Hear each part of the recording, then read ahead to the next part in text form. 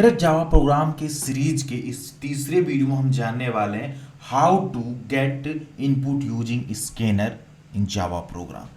जैसे कि हम चाहते हैं कि एक इंटीजर हो गया, एक फ्लोट हो गया एंड स्ट्रिंग टाइप की डाटा हम यूजर से ले और उसको प्रिंट कराएं, तो ये चीज़ को हम कैसे अचीव कर सकते हैं इस वीडियो हम जानेंगे प्रैक्टिकली। तो इसके लिए सिंपली सबसे पहले हम एक प्रोजेक्ट को क्रिएट करेंगे इक्लिप्स में। तो यहाँ पर फाइल पे क्लिक करेंगे, देन न्यू पे, देन यहाँ सिंपली प्रोजेक्ट पे हिट कर देंगे और यहाँ से अपने को एज ए जावा प्रोजेक्ट को अपने को सेलेक्ट कर लेना है, ये वाली को। ओके, एंड देन जो हम प्रोजेक्ट का नेम देना चाहते हैं वो हमारा रहेगा 3 नंबर प्रोग्राम है, तो सिंपली 3 प्रोग्राम हम इसको देने वाले हैं। ओके, और यहाँ पर सिंपली फिनिश पे क्लिक कर देंगे और यहाँ पर नो पे क्लिक कर देंगे, तो ये हमारा पर्टिकुलर क्लास को क्रिएट कर देगा। ओके, देन यहाँ पर हम लिखेंगे एसआरसी पे आएंगे, एसआरसी पे राइट क्लिक करेंगे और यहाँ से हमें क्लास को क्रिएट करेंगे, तो सिंपली इस क्लास पे हिट कर देंगे। और जो हम क्लास का नेम देना चाहते हैं वो हम देना चाहते हैं गेट इनपुट। हम अपना सिंपली देने वाले हैं इस क्लास का नेम गेट इनपुट, हम इस पर्टिकुलर क्लास का नेम देते हैं। तो ये हमारा क्लास क्रिएट हो गया। अब यहाँ से इस क्लास में अपने को मेन मेथड को डिफाइन करना पड़ेगा। पब्लिक क्लास गेट इनपुट हमारा हो गया, तो सबसे पहले हम मेन मेथड को डिफाइन करते हैं। तो मेन लिखेंगे, कंट्रोल स्पेस से हिट कर देंगे, तो अपने को यहाँ पर सिंपली मेन मेथड डिफाइन हो गया। अब देखिए जो हम इनपुट लेने वाले हैं ना वो यूजर से लेने हैं। जावा प्रोग्राम में जब भी आपको प्रोग्राम यूजर से इनपुट लेना है कीबोर्ड की हेल्प से, तो वहाँ पर एक स्कैनर क्लास होती है, उसको आपको यूज करना पड़ेगा। तो सिंपली आप यहाँ पर टाइप करिए स्कैनर, और कि जो स्कैनर है जावा डॉट यूटिल से आना चाहिए। ओके, अब ये स्कैनर का काम क्या होता है कि जो भी हम इनपुट यूजर्स देंगे उसको ये रीड करने का काम करता है, उसको ये लेने का काम करता है। ओके, तो यहाँ पर simply S C equal to new and scanner. अब स्कैनर पास से इसको एक पैरामीटर पास करना पड़ेगा। ओके, तो यहाँ पर लिखेंगे सिस्टम डॉट इन, मतलब जो भी इनपुट यूजर देगा ना उसको ये रीड करेगा और इसको यहाँ पर जाकर दे देगा। ओके, सिस्टम डॉट इन का मतलब होता है क्या कि जो भी हम यूजर से इनपुट लेंगे उसको सिंपली रीड करने का ये काम करेगा और यहाँ एससी में दे देगा। ओके, एंड जिस वेरिएबल हम कहेंगे असाइन करने के लिए तो उसको मैं कर भी देगा। तो सिंपली यहाँ देखिए स्ट्रिंग ले लेंगे, यहाँ से एक एस ले लिए, देन यहाँ से हम सिंपली क्या काम करेंगे इंटीजर ले लेंगे, तो यहाँ इंट ले लिया और उसका आई वेरिएबल दे दिया। देन इसी तरह से हम फ्लोट का डिफाइन कर देते हैं, उसको एफ दे दिए। तो इन तीनों वेरिएबल की जो हम वैल्यू लेने वाले हैं यूजर से लेने वाले। ओके, तो सबसे पहले हम यहाँ पर एक मैसेज को प्रिंट कराएंगे, तो system dot out dot print है और सिंपली यहाँ पर लिखेंगे enter a string.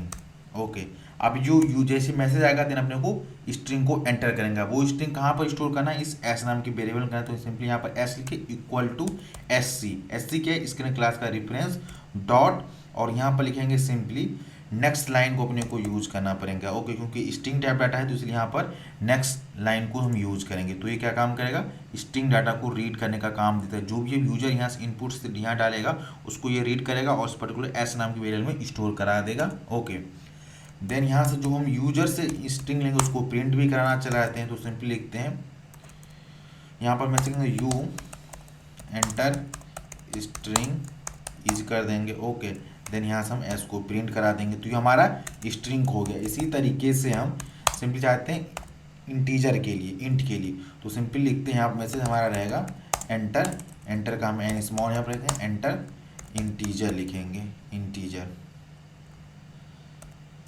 Okay, integer enter N integer यहाँ पर सिंपली पास कर देंगे एंटर एन इंटीजर। तो इंटीजर वैल्यू को सिंपली पास करेंगे, देन उसको अपने को स्टोर कहाँ करना है आई एम की वेरिएबल में, तो सिंपली यहाँ पर आई लिखेंगे equal to S C dot. अब यहाँ पर हमको कहना है इंटीजर टाइप को वैल्यू का, तो सिंपली यहाँ पर लिखेंगे नेक्स्ट इंट। नेक्स्ट इंट क्या काम करता है, इन टाइप की वैल्यू को रीड करने का काम करता है। जो भी हम यहाँ से वैल्यू कीबोर्ड की हेल्प से देंगे, ओके कंसोल की हेल्प से, वहाँ से वैल्यू इसको हेल्प से ये लेगा और इस आई एम की वैल्यू में स्टोर करा देगा। अब वैल्यू स्टोर हो गया तो अपने को प्रिंट भी कराना, तो सिंपली यहाँ पर system dot out dot print ले लेंगे, डबल कोट में लिखेंगे, यहाँ लिखेंगे यू एंटर इंट जी, यहाँ पर हम सिंपली दे देंगे। ओके, और यहाँ प्लस लगाकर आई को पास करा देंगे। तो इस तरीके से हमने इंटीजर ले लिया। अब इसी तरह से हमको फ्लोट लेना है, तो सिंपली यहाँ से सिस्टम आउट डॉट प्रिंट लेंगे, डबल कोट अंदर लिखेंगे enter a float.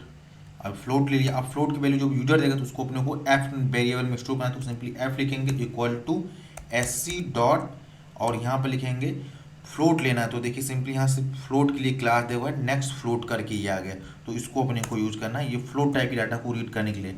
Next line क्या है, ये स्ट्रिंग को रीड करता है विद स्पेस, ओके, और यहाँ पर ये इंटीजर को रीड करने का काम करता है, ये फ्लोट को रीड करने का काम करता है और उस पर्टिकुलर वैल्यू में स्टोर करा देगा।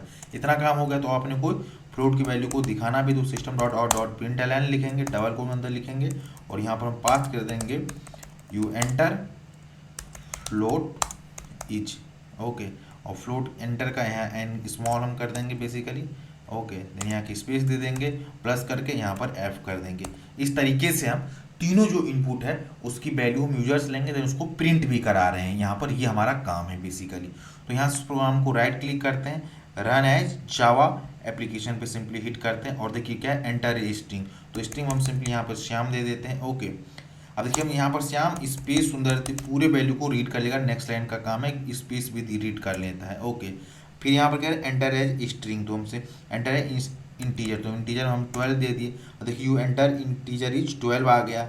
अब इसी तरह से फ्लोट करा तो हम 6.6 देना चाहते हैं, देखिए यू एंटर फ्लोट इज 6.6। तो इस तरीके से अगर हमारा कोई रिक्वायरमेंट है जहाँ पर हम यूजर से कोई वैल्यू लेता है, वो स्ट्रिंग टाइप हो, फ्लोट टाइप हो, इंटीजर टाइप हो, तो इस तरीके से हम वैल्यू को ले सकते हैं और पर्टिकुलर वैल्यू में स्टोर करा सकते हैं। आई होप आपको उस पर्टिकुलर प्रोग्राम का मीनिंग समझ आया होगा।